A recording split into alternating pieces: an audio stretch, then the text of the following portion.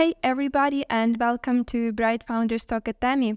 Tami is an international software development company that designs, builds, and delivers software for sustainable businesses and promising startups. Welcome to our podcast where we bring you the most inspiring stories of entrepreneurs and experts in the software development industry. Each week, we interview successful leaders who share their unique journeys and valuable insights. Today, we have an incredible guest, and I'm happy to introduce Rosemarie Diegnan, who is co-founder and chief product and customer officer at Vezoku. Hello, Rosemary. How are you doing? How is your day? Great. Thank you. Hello. It's been a great day so far. So looking forward to our chat. Yes, nice. So I'm also want to jump into the discussion of Vezoku about your entrepreneurial journey. But firstly, can you share with us the story behind your transition from being a lawyer to becoming a product leader? Because I found this information on your LinkedIn profile. What sparked your interest in designing great products?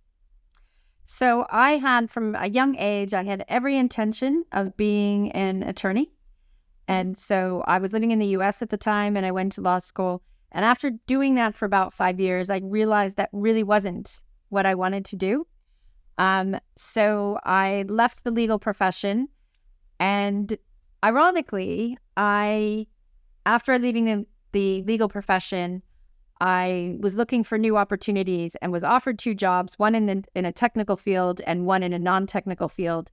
And at that point, I said, I don't want to go back into the tech world. Mm-hmm. And so I took the non-technical role. But after a year, I thought, no, this isn't really interesting to me.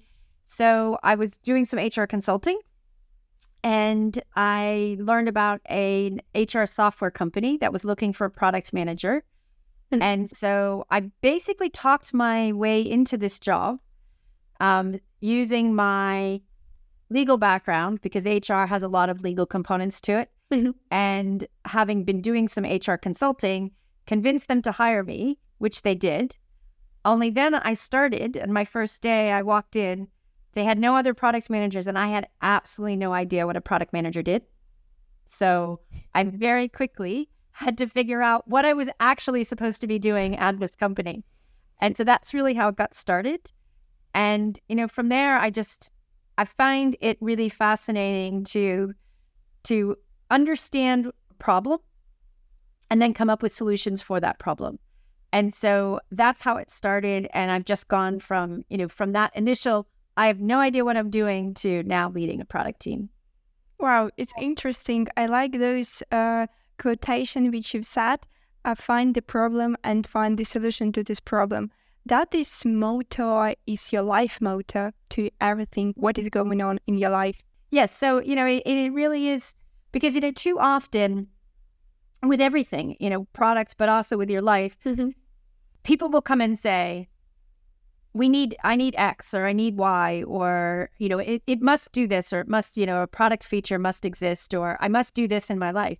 And the people I work with, they sometimes, they kind of roll their eyes a little bit, but they've gotten used to it, so they're more accepting of it. But I always say, well, what are you actually trying to do? What problem are you solving? What need do you have? Because I think we just jump into solution mode, where I'm going to give you a solution, and then you implement that solution, and you realize, well, that didn't actually solve the problem. It doesn't meet my need, and it's because you skipped that really important part of what is the problem you're trying to solve. Yes, and nice. So it becomes really important. It's definitely important, because sometimes you forget about those early stages, as you said, what was the problem and what we actually wanted to do at those early stages.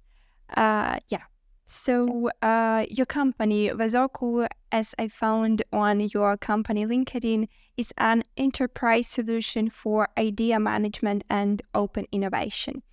Vezoku's mission, like you are saying, that everyday innovation is quite captivating. How did you personally connect with this mission, and what drives your passion for it? Yeah, so I think when we were first starting 10 years ago, you know what, I remember going to an early stage prospect and we were having a conversation. And, a big piece of this was that all ideas, no matter how big or small, can have a really significant impact on an organization. And that everybody in an organization has ideas and can have that kind of impact. And so I remember going to visit they were a partner and they were, a prospect at the same time. And we were talking about it and I said, the problem with the way it works today without a platform is people who are quieter or more shy or uncomfortable speaking up in a room. You might be having a meeting about a problem, but they won't necessarily feel comfortable saying it. But if you give them a mechanism where in their own way, in their own time, they can come in and they can say, I've been thinking about this problem and I have an idea about how to solve it, they're much more likely to participate. So instead of it just being the people who are either comfortable or the loudest, you really get a full scope of ideas. So I think that's one of the first reasons. And the other thing is, I think it's about making people understand that they are completely able to innovate. So I was talking to somebody about one of our early customers. And so they were running, it was a retail store here in the UK. And they were running a challenge asking people for ideas about how to improve their personal work environment in an effort to identify where they could become more efficient. And so one of the first ideas was and this was 10 years ago when you still got till receipts, paper till receipts. And somebody was sitting at the till and her idea was, when we print the receipts, there's this big space of blank paper between each receipt. So I'm handing people these receipts and they go on forever and it's a waste of paper. So what if we just cut out all that empty space? So they reprogrammed the paper, cut that out, saved the business about £200,000 a year. And now the executive suite sitting in their offices outside of a store is never going to think about that. It is just not going to be something they think about. But so this person was like, I can make things better and save the business money. So they did that. But what's nice about that is, so then you tell somebody your ideas do matter, your ideas do have impact. So then they become more and more willing to come up with different types of ideas and maybe bigger ideas and more innovative ideas, because you're telling them your ideas have value, so talk about them. And even if they put in an idea that gets rejected, they're like, okay, yep, this one didn't make it, but I understand why. But all these other ideas I've done. And so you really change people's view of themselves. And that's what makes me really excited, is when you start to have people see that their voice matters, their ideas matter, and they can make a difference. And maybe you can share some kind of ways how people can forget about their own fears and doubts whether my idea is worth to fulfill into the real life. Yeah, because sometimes you the biggest critic for yourself. Yes, and I think that's really so. I even before I started doing this, when I started doing product, and in this, with the type of product we're doing, it really takes it outside just even the product team. But one of the things I always say to my product managers is, if you can think it, ask for it. Don't self-edit. So we have a tendency to go, oh, well, that's really hard, or that's not going to be able to be done. So I'm not going to suggest what I want. I'm going to suggest what I think can be done. And I think that is what holds us back. And so, there's two things about it. Is don't be afraid to make the suggestion, because, if you don't talk about it and you don't get other people to feed back on it, it won't happen. 100% it will not happen. But if you put it out there and people talk about it, then maybe it can happen. But I think the other thing that's really important about that is also being able to separate your ideas from your identity. So too often, another thing that I think holds people back is, if I put an idea in and it it doesn't get selected, it gets rejected, or people say something less complimentary. Well, they're saying it about, like, people want, the first reaction, they're saying it about me. They're not saying it about you. And they're not even saying necessarily that your idea is bad. They're just saying it may not be the right thing for us right now. It may not be feasible for us right now. But so you have to really separate your ideas from your identity and be willing to be open to, oh, okay, I see what you're saying. I understand why we can't do this right now, or I understand why you want me to take the idea in a different direction. And actually that direction's better. It's about seeing it that way and seeing it as just something that collectively we achieve, as opposed to, I've got to get it right. Because that's the other problem, is I have to have all the answers to it before I even put it out there. Yes. You don't. Yes. Sometimes you need to be really brave, actually, to start early to implement your idea into real life, because the earlier you understand that something went wrong, the earlier you have the feedback from people, so the earlier you understand what to do next. So Exactly. It's really, really important. So Wazoku is recognized market leader in innovation. What do you believe sets Wazoku apart from other companies in the same space, in the same industry? Yeah. So I think that what we've tried to do is think quite holistically from the beginning. So, when we first started the business 10 years ago, open innovation as a thing, as we currently define it, which is anybody in the world, quite literally, can help you solve your problem.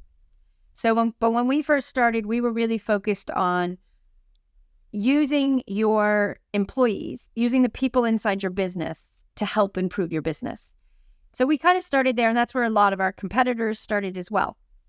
And then what we did is we fairly early on, we said, you know what? We should be pushing the boundaries of those walls, because the reality is we are a very connected world. Companies are connected, people are connected, problems are connected. And so we thought very early on, you need to push those boundaries. And so we re-architected our platform to allow for that internal and external all in one place. Whereas most of our competitors were really looking at it is you have your internal communities, you have your external communities, and they're separate. And we thought, no, you've got to have all your inputs in one place. So we've really built it around that concept. And I think that's allowed us to present it in a different way and to interconnect. Your key thing that you're looking at is the problem you're trying to solve, and where the solutions come from doesn't really matter. But what you have to make sure happens is that you're looking at that in one place. We had an example of somebody we were talking to, and they're like, oh, we don't need it. We do innovation great. We're totally on top of this. And we said, okay. And they said, in fact, why don't you come and as a judge for our internal innovation awards, so you can see what great work we're doing. We're like, great, this is a great opportunity for us. And we went, and they had 5 finalists, and 3 of them basically presented the same project. And they had no idea that they had 3 teams working on the same problem. And that's what we're trying to say is, instead of having 3 teams independently working on something, either, you just duplicated effort, or probably far more importantly, those 3 teams could have been working together and probably come up with a better solution. And so we've always taken this position that you've got to make it centralized so that everybody you involve in the process knows what's going on. And, we've built in AI so that we can pop up and say, hey, you're asking for solutions about this, but you've got a bank of solutions about this. Somebody's already solved that problem for you. You should start there. Or they haven't solved your full problem, but they've gotten you halfway. So you don't have to start at 0. You can start at 50% or something like that. So that's always been our philosophy. And I think that's what's allowed us to take a lead.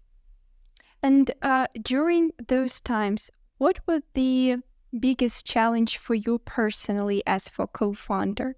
So the first one is deciding where you're going to focus, because there's so many things. 10 years in, there's still so much that we want to do, but that focus is so critical, because otherwise you don't do anything as well as you'd like. So you're never really happy, because nothing is what you want it to be, because you're trying to do too much.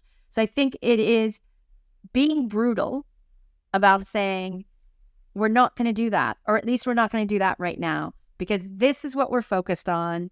And we've always been a relatively small team. I just recently expanded our team, but for a really long time, we were less than 10 developers. And, we were trying to build, the reality is you can only do so much with that. But we were able to do quite a lot by being ruthless.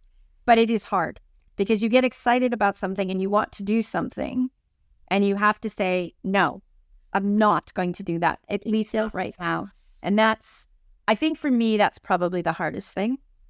It's some kind of like a sacrifice, no? Yes, it is, because you see the benefit, but you also know, and sometimes, and this is, as you build a platform, you have to make sure that you're thinking about the less sexy, the less fun stuff, which is the infrastructure right? Have we built for scale? And so sometimes what you have to prioritize is the back end stuff that nobody really sees. And so people are like, well, why are you spending all that time? I haven't seen anything new. And you're like, well, actually, we're building this for scale. And then you do suddenly start, and you're like, oh, the performance is better, or the UX is a little bit better, or you start to see something, but it takes a while to see that. And that's always is balancing that. We want to do this new, exciting functionality, but first we have to do this infrastructure to make sure that we can support that.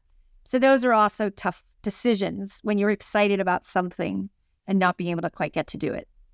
Yeah, as an entrepreneur, you need always balancing in different decisions, in making different decisions. And also, your life as entrepreneur can be like a roller coaster, right? Yes. With ups and downs. We've already talked regarding the biggest challenge, but what about the most rewarding moments for you personally? So I think one is 10 years in, we're here. Like, we are a successful company. I've got people on my team that have been with us for almost the entire time. We've been doing this for 10 years. I've got people that have been on the team for 10, 8, 9 years. So that the excitement that we have had people be that engaged in what we're doing, that they've stayed with us and they really want to be a part of that. And I think, to me, that's an incredible achievement. But also, this one's going to seem, because it's kind of the opposite of that. But I also think equally is, as a small, as a startup and in a scale up, one of the things is people come into it at different stages. And, particularly in the beginning, you get people that it might be their first job or their second job, and they get quite excited and they build skills. And then on the one hand, it's quite sad when they leave. But on the other hand, you're like, yes, I helped get them to a place where they went out and they've now been successful in their own startup or in another startup, or, they've gotten into the ground floor of another startup. And I think that's a testament to one of the things that we've always believed in, which is you need to develop people. Like, big part of what we do is helping people develop. And part of when you help people develop is they will say goodbye. And that's hard, but it's also it's rewarding as well. Because I've had people say, I wouldn't be where I am right now, but for the chance that you gave me earlier on in my career. And so I find that really rewarding. Yeah, that's definitely true, because I believe that success of every company is based on personal successes of every employee. And so it's crucial to actually develop every person in your team, in the company, and so they can become a better specialist. And so how do you approach innovation within your company, within your team? How do you foster this culture? Yeah. So, well, the first thing is we use the platform ourselves. So we we give everybody in the business a voice and an opportunity to, whether it is to improve what we have, which is innovation. Like some people get it's only innovation if it's this big new disruptive thing. And it's like, no, innovation is a spectrum. So the first thing is we use the platform ourselves, and we're constantly innovating on our products, on our technology, on, the areas that we want to do it, innovating on how we work with our customers. So we use our platform for that. And the other thing is we have a Wazoku lab, what we call our Wazoku lab. And so people can come and say, I think we should try this. I have no idea if it's going to work. I have a hypothesis that this is a good idea. And we use a standard innovation process to allow people to present, to build out their hypothesis, to test that hypothesis, and to go through all the normal innovation stages. Sometimes they work, and sometimes a labs project comes out of the lab and goes into, our BAU everyday business. And sometimes it's like, what? Either my hypothesis didn't work out, or sometimes it's, yep, I was right on my hypothesis, but the need isn't big enough. And so, yeah, it's a little thing that we could do, but it's not big enough. So we recently had a situation where we had to make a choice, and we said, do you know what? We tried this. It didn't pan out the way we expected it to. So we're going to stop investing in this because it doesn't make sense. Again, that focus question comes into play. Yes. So, but we do try to foster that and give people the opportunities to try new things and learn from those. Like I really like the concept of learning fast as opposed to failing fast, because I think it really emphasizes that you're trying something, so you're going to learn and make a change going forward, as opposed to you're failing and then you're going to try something else. Like I really want to emphasize the learning part of it. You said that focus is really connected with those balancing which we've already mentioned and making sound decisions. And building a successful company often involves making tough decisions. Can you describe a difficult decision you had to make as a co-founder? Unfortunately, the biggest, most difficult decisions are always around people. And there have been occasions where I've had to make a decision that a person isn't right for the business, not because, and this is particularly hard if they've been in the business for a while and they've added value early on, but as a business grows, its needs change and it can be quite difficult. So in early stages, people who start really early, oftentimes, they're generalists, and they love to be generalists, and they like to dabble in things. And that's what you need. When you're first starting off, you need people who are like, I'm going to dig in and I'm going to try something and do what you need. But as you get bigger and more established, you start to need more specialists. You start to need people who can do more specific tasks. And some people don't adjust well to that.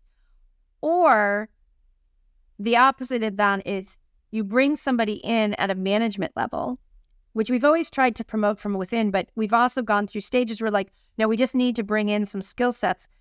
But so on the one hand, you've got people who've been with you from the beginning who struggle to go from being a generalist to a specialist. But then you have people you bring in from the outside who are the specialists, but they struggle to understand the business. And I've had both of those situations where I have had to have really difficult conversations with somebody about, is this really the right place for you? Is this really, can we give you what you need? And can we, can you give us what we need? And those are really hard for me because it's about people. At that point, it's about people. And yes, it's about the business, but it's also about people. And I think for the most part, they've worked out okay and people have understood the decisions. But that's, to me, the most difficult thing you'll ever have to do. So did you have such culture from early days in your company? Yeah, I think it was a really important, my co-founder and I, from the beginning, it was always really important that we were going into companies and saying, this is what you should do. You should listen to your employees. You should give them a voice. Everybody's got value and kind of flatten the hierarchy. We had to be willing to do that ourselves. And if we weren't, then we were just frauds. So, it's always been important, and when I talk to my team, I always say to them, you have an individual responsibility to speak up when you see a problem, to, be accountable for what you've agreed to do. But at the end of the day, we succeed as a team. We don't succeed as individuals. And so we have to all be, listening to each other, open to each other, and involving each other, because I can't succeed on my own. Like, full stop, cannot do this on myself. Can't just do it with my co-founder. We rely on everybody being part of this and everybody being active and engaged. That's something that I believe not only entrepreneur, but everyone needs to remember.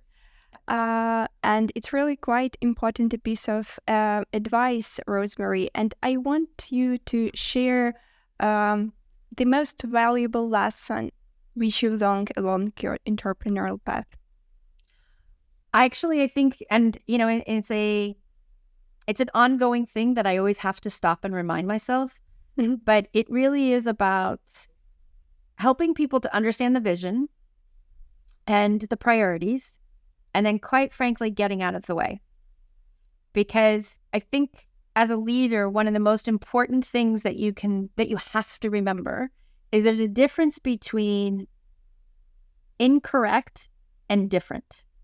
So if we've agreed on priorities and the vision, and everybody's on board with that, and it's clear, you have to get out of the way and say, just because somebody's doing something different than you would do doesn't make it wrong. Mm-hmm. And there's a clear distinction, and you should only step in if you think a mistake is being made, and that needs to be corrected. There are times when I've found myself mid-sentence saying, stop talking. Because I'll start with, I think you should do it this way. And I'll realize, actually, my way isn't better. It's my way, full stop. But it's not better. And so get out of the way. Let other people, bring their visions in and their ways of doing it. And that, I think, is a really tough thing to do. But I think it's something, if you want to lead, you've got to do. Thank you, Rosemary, for all of the tips and tricks during our conversation.